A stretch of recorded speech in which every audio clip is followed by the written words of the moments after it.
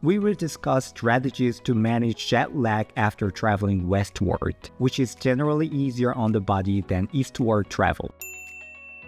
When traveling west, the goal is to delay the body's circadian rhythm, helping it adjust to a later bedtime and wake-up time. This approach leverages light exposure at the right times to shift your internal clock by about 2.5 hours each day. For westward travel, strategic light exposure plays a major role. Since natural sunlight is ideal, try to spend time outside in the evening at your destination. An important timing marker is your core body temperature minimum, which typically occurs 3 hours before your usual wake-up time. If, for example, you usually wake up at 7 a.m., your CBT minimum is around 4 a.m. When you arrive in a new time zone, this CBT minimum shifts. For a traveler from New York to Honolulu, the CBT minimum would occur 5 hours later, around 11 p.m. in Honolulu. This means that to help shift your rhythm, you should stay in bright light until around 11 p.m., then avoid light exposure after that to mimic the natural light-dark cycle of night. Studies on light exposure after westward travel have shown mixed results. For instance, one study found that bright light exposure helped shift the circadian rhythm, but did not significantly affect jet lag symptoms like mood or sleep quality.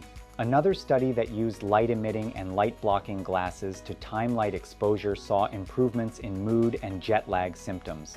These findings suggest that while light exposure may help shift your internal clock, its impact on overall sleep and jet lag symptoms can vary by individual. Melatonin usually isn't needed for westward travel, as it's typically easier for most people to delay their circadian rhythm.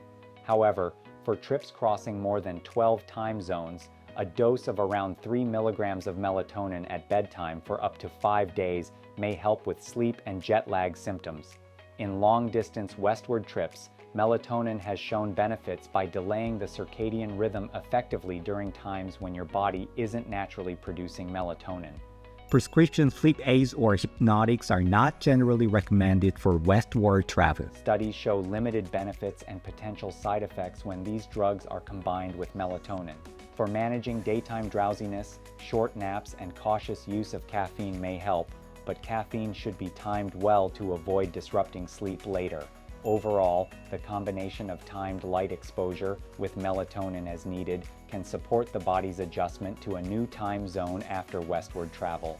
While individual responses vary, these approaches generally reduce jet lag symptoms and help you adjust your destination's local time.